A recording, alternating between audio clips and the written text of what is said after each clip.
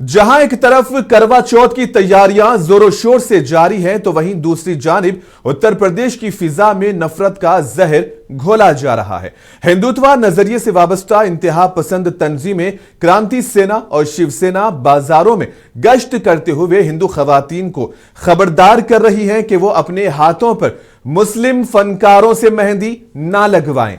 ये तंजीमें ना सिर्फ खुलेआम मुस्लिम मेहंदी फनकारों को हिरासा कर रही हैं, बल्कि सोशल मीडिया और मखसूस मीडिया चैनल्स के जरिए मेहंदी जिहाद जैसे बेबुनियाद और इश्तियाल अंगेज नारों को भी फरोग दे रही हैं। इंतहा पसंदी की इंतहा उस वक्त देखने को मिली जब कुछ अफराद ने झूठ पर मबनी और घिनौने दावे करने शुरू कर दिए कि मुस्लिम मेहंदी वाले मेहंदी में थूक कर लगाते हैं ताकि हिंदू लड़कियों को गुमराह करके मुसलमान बनाया जा सके।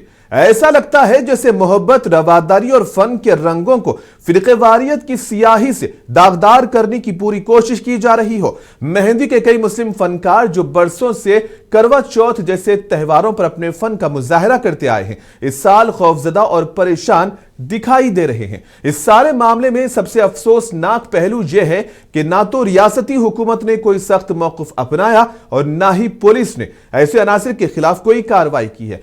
कब तक मजहब के नाम पर तकसीम की ये दीवारें खड़ी की जाती रहेंगी?